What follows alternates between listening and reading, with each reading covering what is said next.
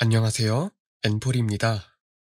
이번 시간에는 저희가 작업을 진행할 툴인 피그마에 대해 소개를 드리고 사용 방법을 설명드릴게요.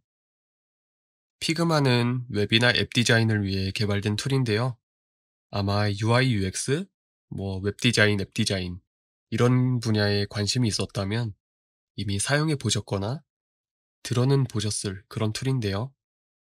왜 이걸 그래픽 디자인 용도로 사용하게 되었는지, 그리고 피그마의 특징을 하나씩 알려드릴게요. 그래픽 디자인 용도로 사용하고 있으니까 그래픽 디자인 툴인 포토샵이나 일러스트와 비교해서 어떠한 점이 좋고 단점은 어떤 게 있는지 위주로 설명을 드릴게요. 일단 첫 번째 특징으로는 벡터 그래픽 툴이라는 건데요. 이거는 어도비 일러스트레이터와 비슷하죠? 벡터 기반 그래픽 툴은 포토샵이랑 다르게 이런 오브젝트 레이어를 아무리 확대해도 픽셀이 보이지 않고요.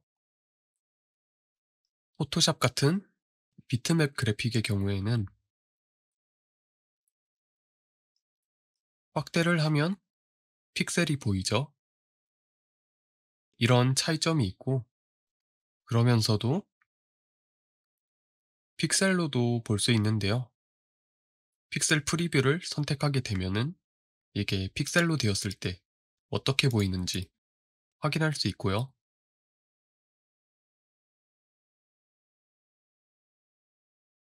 이런 특징이 하나 있고, 그리고 웹 기반으로 작동한다는 점이 특징인데요.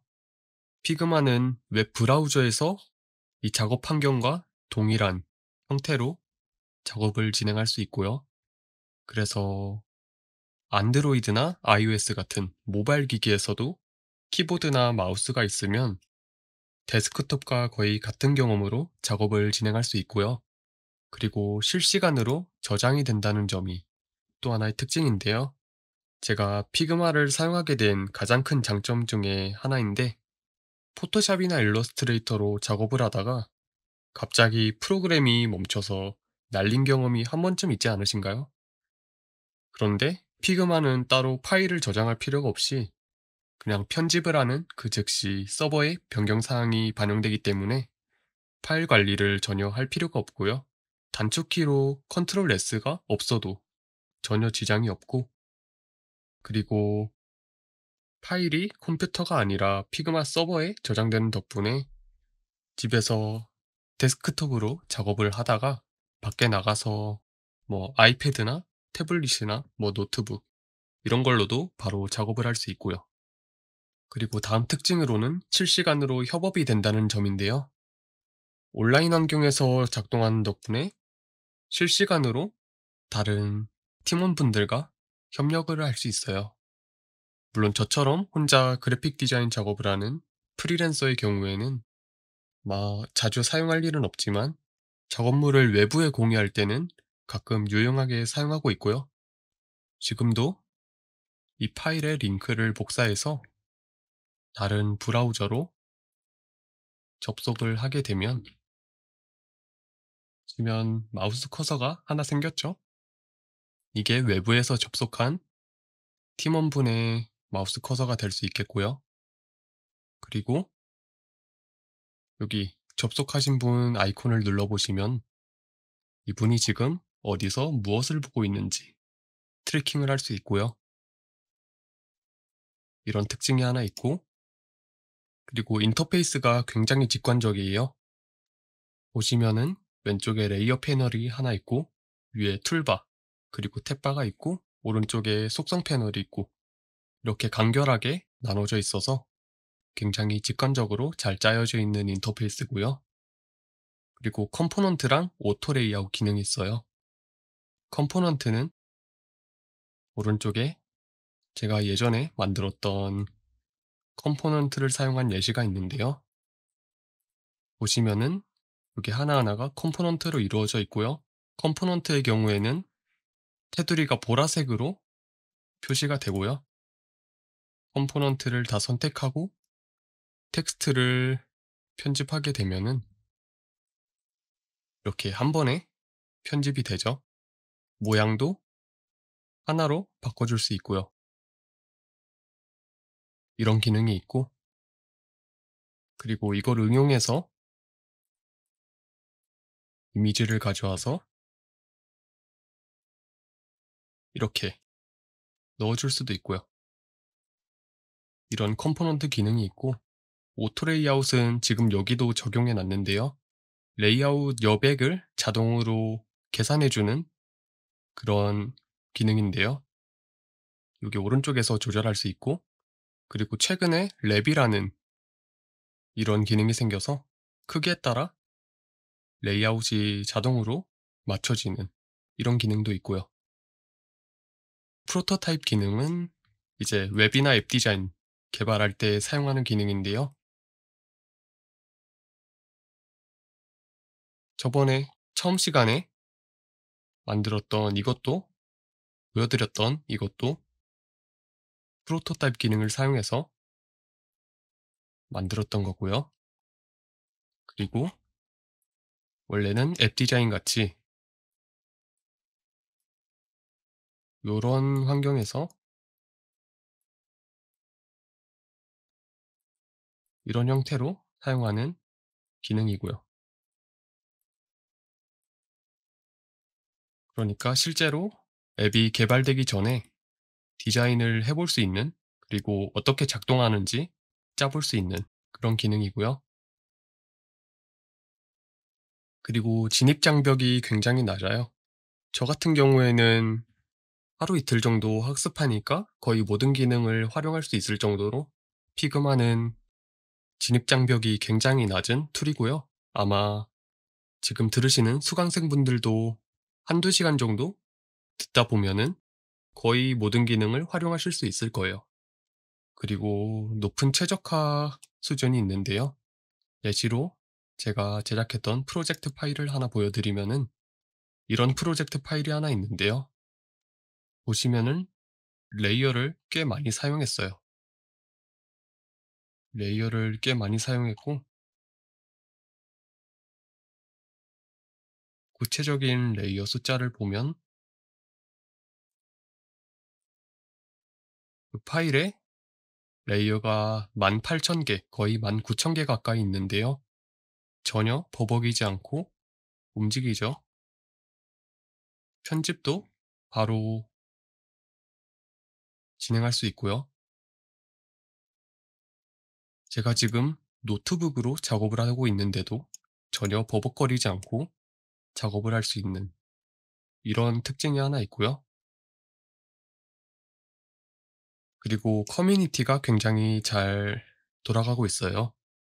플러그인이 꽤 많고, 그리고 그냥 그대로 가져와서 쓸 수 있는 템플릿도 아주 많이 공유가 되고 있고요. 제가 자주 사용하는 플러그인을 하나 보여드리면,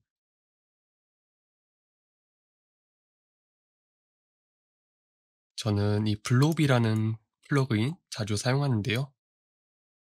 뭐 다양한 기능이 있는 건 아니고, 여기서 그냥 무작위적인 오브젝트를 여러 개 만들 수 있고요. 이걸 선택해서 스트로크를 주게 되면은 이런 유니크한 형태를 만들 수 있어서 굉장히 자주 사용하는 플러그인이에요. 이런 플러그인이 있고, 그리고 마지막으로 장점은 무료라는 점이에요. 포토샵의 경우에는 무조건 월정액으로 결제를 해야 되죠. 일러스트레이터도 어도비니까 마찬가지로 결제를 해야 되는 부분이 있는데, 피그마는 사용 자체는 무료고, 그리고 개인적으로 사용하게 된다면은 아마 거의 모든 부분에서 제약 없이 사용할 수 있고, 팀 단위로 이제 활동을 하게 되면은 결제를 해야 되는 그런 부분이 있긴 하지만 개인적으로 사용하는 데는 전혀 문제가 없을 거고요. 네, 피그마의 특징은 요 정도 살펴보았고, 이제 단점을 몇 가지 살펴볼게요. 단점으로는 이미지 편집 기능이 조금 빈약한 편이에요.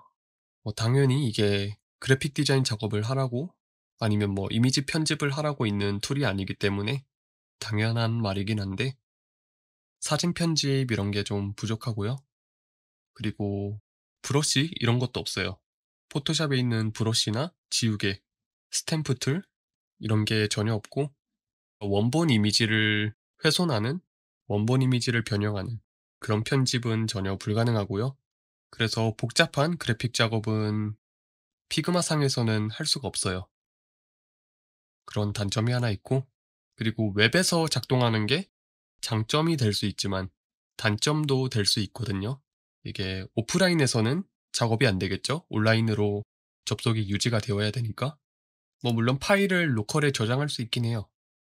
있긴 한데 거의 온라인을 통해 작업이 진행이 되기 때문에, 그리고 오프라인 상태에서는 이 프로그램 자체가 켜지질 않아서 온라인이 유지가 되어야 하는 그런 단점이 하나 있고요.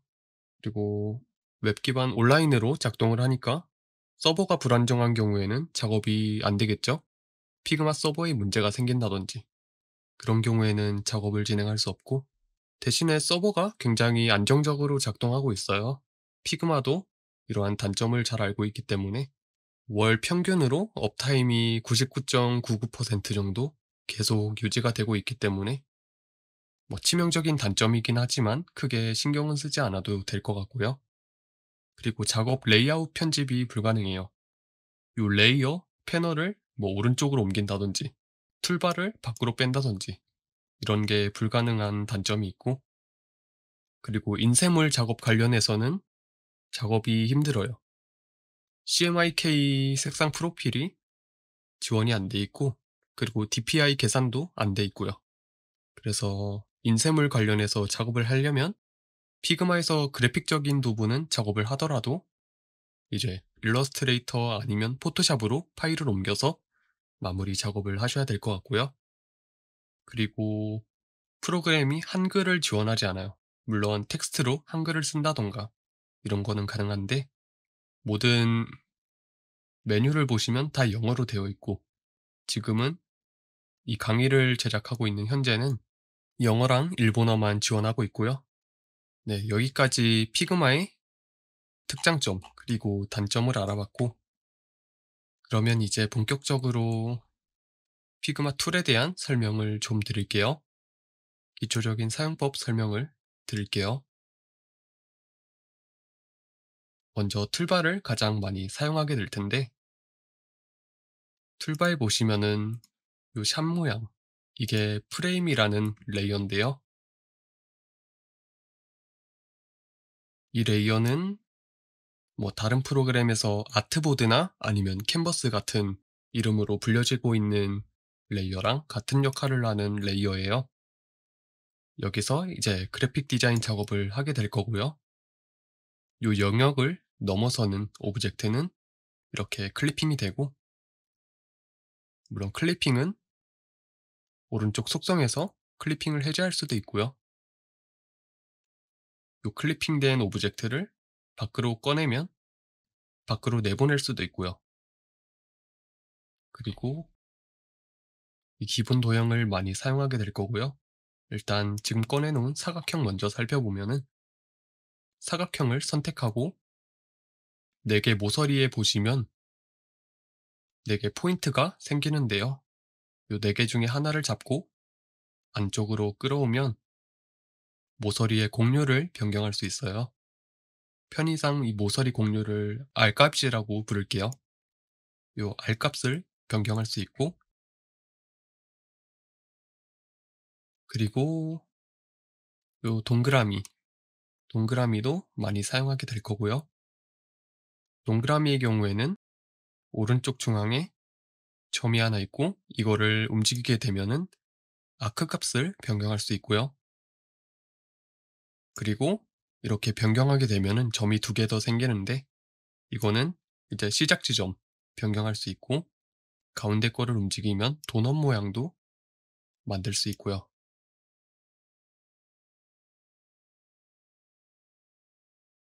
그리고 폴리곤. 폴리곤은 일단 삼각형으로 시작해서 여기 오른쪽 아래에 카운트라는 포인트가 있는데, 여기를 잡고 눌려주시면 카운트를 변경할 수 있고요. 그리고 위에 있는 점은 R 값을 조절하는 포인트고요.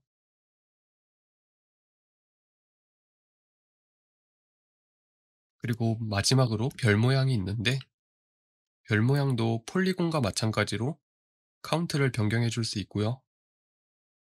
그리고 요 안쪽에 포인트가 하나 더 있는데 이거는 안쪽으로 들어가는 요 깊이를 변경해 줄 수 있어요.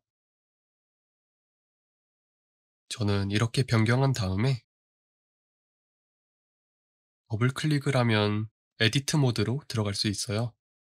여기서 안쪽에 4개 모서리를 선택해 준 다음에 여기서 공유를 올려주면 이런 형태로 변경이 되는데 저는 이런 모양 많이 사용하고 있고요. 기본적인 도형은 여기까지 알아보면 될 것 같고요. 네, 이제 여기 오른쪽 패널에 대한 부분을 조금 더 자세하게 알려드릴게요. 오른쪽에 보시면 필이라고 채우기가 있고 스트로크가 있고 이펙트 그리고 익스포트가 있는데요. 먼저 맨 위에서부터 차근차근 설명을 드릴게요. 맨 위에는 정렬을 하는 기능들이 모여있는 패널인데요. 여기 왼쪽을 누르면 이 프레임 기준으로 왼쪽 벽에 달라붙고 오른쪽을 누르면 오른쪽 벽에 달라붙고요. 그리고 가운데 그리고 상하 기준 가운데 이렇게 정렬할 수 있고 단축키로도 Alt키를 누른 상태로 WASD 누르게 되면은 이렇게 모서리에 붙일 수 있고요. 그리고 이 아래 있는 패널은 이거는 가로 위치고 요거는 세로 위치 XY 좌표 값이 있고 요거는 너비가 있고요. 지금 너비를 조절했는데 높이가 같이 변경되죠. 이거는 체인으로 묶여 있어서 그런데 이 체인을 풀게 되면은 이제 너비랑 높이를 따로 조절할 수 있고요. 그 다음에 회전값을 변경할 수 있고 아까 설정했던 모서리 곡률도 여기서 변경할 수 있고요. 그리고 이거는 정렬 기준을 정하는 패널인데요. 지금 레프트 탑으로 되어 있으니까 요 여백이 레프트 그리고 탑 기준 위랑 왼쪽 기준으로 잡혀 있어서 이렇게 크기를 조절하면은 이 사각형은 가만히 있는 것처럼 보이고 요 왼쪽 상단을 조절하게 되면은 움직이죠. 그런데 이걸 아래 오른쪽으로 잡게 되면은 이제 오른쪽 하단을 잡고 움직였을 때 같이 움직이는 걸 볼 수 있고요. 가운데로도 맞춰주면은 이제 내 모서리의 여백에 맞게 움직이고요. 그리고 요거를 가운데로 두고 레프트랑 라이트를 동시에 Shift 키를 누른 상태로 클릭하게 되면은 선택할 수 있는데요. 여기서 조절하게 되면은 이제 이 여백의 값이 고정된 상태로 Alt 키를 누르면 이 여백의 값을 볼 수 있는데 이 여백의 값이 고정된 상태로 이 오브젝트의 크기가 늘어나게 되고요. 이런 패널이 하나 있고 그리고 레이어는 레이어의 혼합 옵션 포토샵에도 이런 혼합 옵션이 있죠. 오버레이라던가 멀티플이라던가 스크린 이런 효과들이 있고요.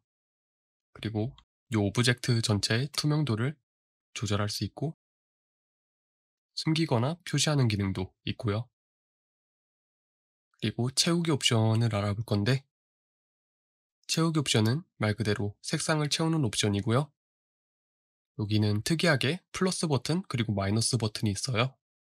마이너스 버튼을 누르면 채우기가 사라져서 안쪽이 비게 되고요. 플러스를 누르면 이제 안쪽이 채워지게 되는데 여기서 한 번 더 플러스를 누르면은 여기에 레이어처럼 한 층이 쌓이게 되는데요. 이 쌓인 레이어를 빨간색으로 바꿔주게 되면은 요 회색 100%에 20%의 빨간색이 포함된 이런 색상을 만들 수 있고요. 여기서 그라데이션을 넣어줄 수도 있고 그라데이션은 리니어, 라디얼 앵귤러랑 다이아몬드 옵션이 있고요. 이렇게 그라데이션을 넣은 다음에 또 하나 추가해서 이번에는 초록색으로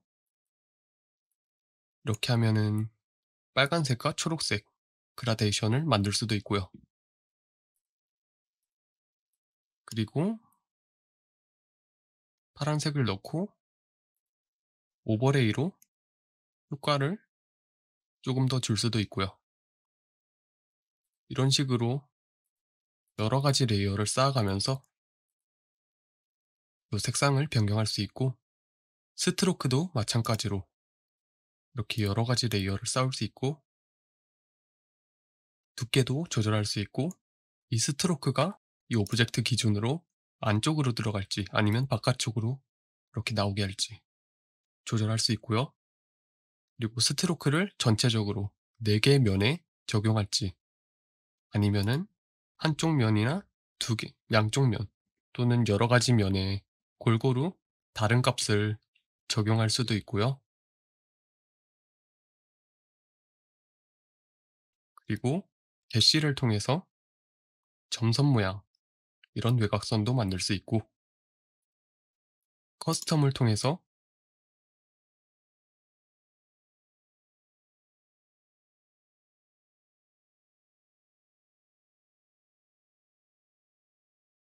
이렇게 다양한 규칙을 가진 점선 패턴을 만들 수 있고요.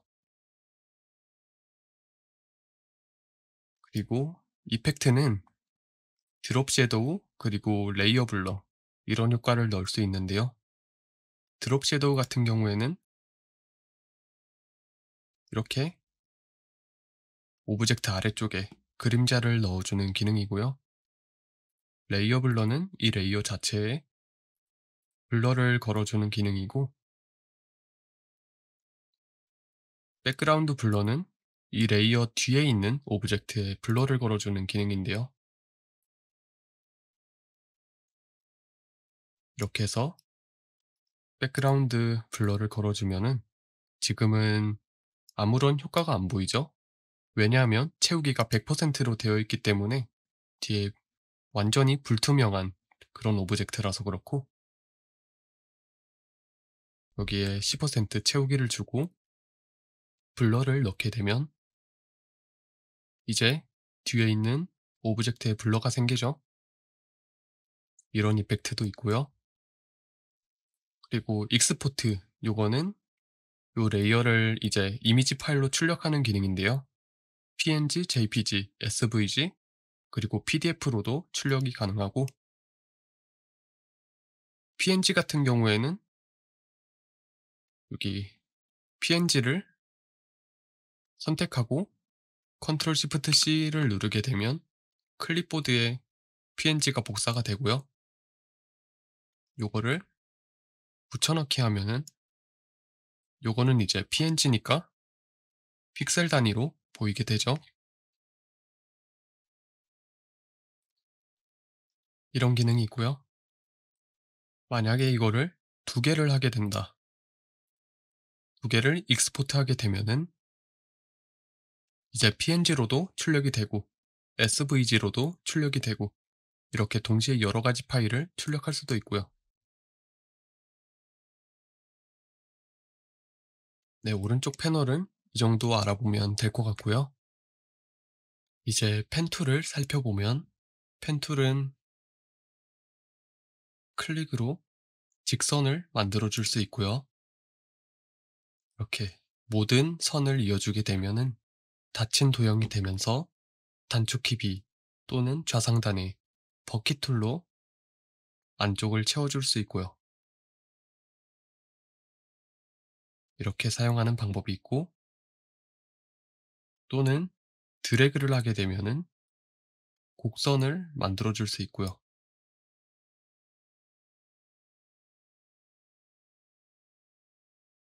그리고 클릭으로 생긴 점들을 기준점이라고 부르고요. 이 기준점 양옆에 생긴 이거를 핸들이라고 불러요. 여기 처음과 끝 지점에 만들었던 이 기준점을 보시면은 양쪽 핸들이 따로 놀고 있고, 그리고 이어졌던 선들을 보면은 양쪽 핸들이 이렇게 동기화된 상태로 움직이죠. 이거는 오른쪽 속성 패널에서 변경해 줄 수 있는데요. 지금은 미러링이 되어 있지 않죠? 미러링 앵글로 변경해 주면 이제 요 시작과 끝 지점에 연결했던 선도 동기화되어서 움직이고 있고요. 이거를 미러링 앵글 그리고 렌스 길이로 같이 지정해 주면은 길이도 마찬가지로 동기화되어서 완전히 대칭된 그런 형태가 나오죠. 이렇게 사용할 수 있고, 마찬가지로 버킷을 눌러서 안쪽을 채워줄게요. 지금은 이렇게 두 개의 오브젝트가 생겼는데, 이 두 개를 Shift 클릭으로 동시에 선택해 준 다음에 플래튼을 눌러주게 되면 이 두 개의 오브젝트가 하나의 레이어에 들어가게 되는데요.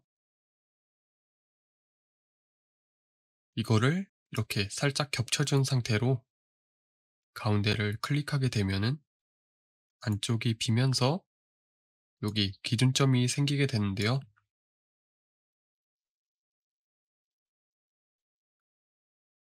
그러면은 그 안쪽에 있는 오브젝트를 컨트롤 X로 해서 따로 빼줄 수 있고, 이런 식으로 교집합을 만들어주고 오브젝트를 따로 빼줄 수 있는, 이렇게도 응용할 수 있고요. 이거는 나중에 뭐 로고나 방송화면 만들 때 응용할 수 있을 것 같아요. 펜툴은 요 정도 알아보도록 하고, 그리고 텍스트 한번 사용해 볼게요. 텍스트는 말 그대로 텍스트고요. 텍스트 작성하고 오른쪽에 보시면은 텍스트 옵션이 있는데 여기서 크기를 지정해 줄 수도 있고, 폰트도 이렇게 변경해 줄 수 있고요. 그리고 두께도 변경할 수 있고, 바리어블 폰트의 경우에는 자유롭게, 이 폰트의 경우에는 45에서 930, 이렇게 많은 폰트 두께를 조절할 수 있고요. 그리고 이 영역을 늘려주면은 가운데 정렬이나 우측 정렬도 가능하고, 위아래도 늘려서 완전히 박스로 된 영역 텍스트 박스를 만들어 줄 수도 있고요.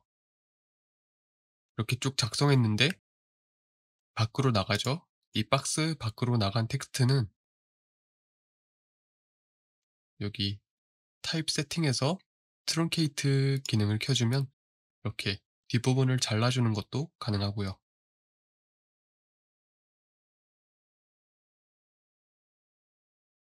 타입 세팅의 디테일에 들어가면 더 많은 세팅을 확인하실 수 있고요.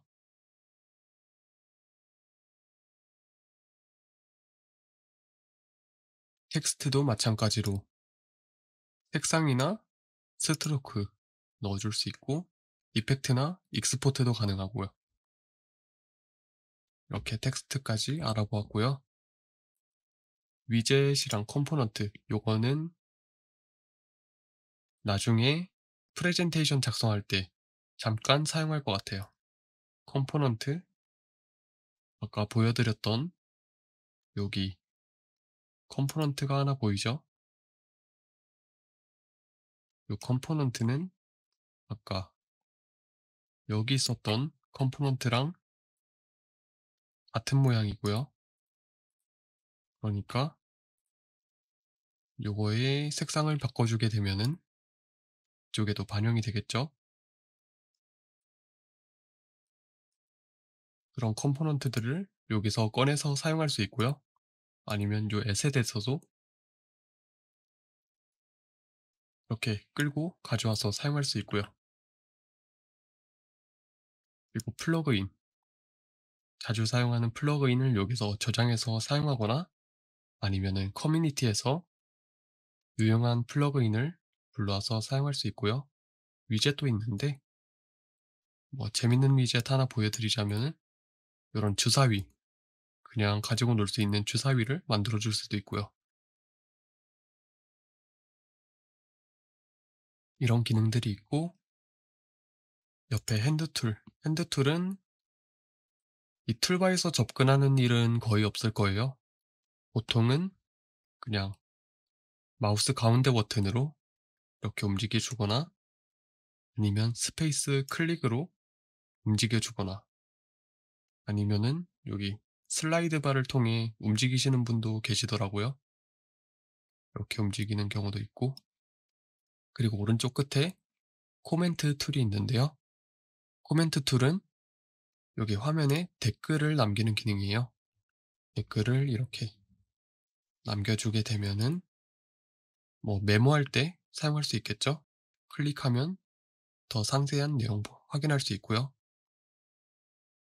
이건 뭐 협업할 때 어떤 부분 수정해달라 이럴 때 사용할 수도 있겠고, 개인적으로 사용할 때는 그냥 메모 용도로 사용할 수 있겠죠? 네, 이런 기능이 있고요. 그리고 아까 그냥 넘어갔던 이 무브 툴, 기본적으로 선택되어 있는 무브 툴 설명을 드리자면 이 작업 영역에서 선택을 하거나 아니면은 오브젝트를 움직일 수 있는 툴이고요. 이 선택 영역은 스페이스를 누른 상태로 시작점을 변경해 줄 수 있고요. 그런 툴이었고, 그리고 밑에 화살표를 누르면 스케일이라고 있는데요. 이 스케일은 오브젝트를 선택했을 때 오른쪽에 옵션이 뜨는데 이 오브젝트의 사이즈를 2배로 키워준다던가 아니면은 너비 값을 이렇게 지정해준다던가 이런 식으로 사용할 수 있고요. 네, 여기까지 살펴봤으면 이제 그래픽 디자인에 사용할 수 있는 기본적인 기능들은 모두 살펴본 것 같아요. 그래서 이제 다음 시간에 예제를 내어드릴 거고, 예제를 같이 따라서 만들어 보면서 이 작업 환경에 적응하실 수 있도록 도와드릴게요. 그러면 다음 시간에 봐요.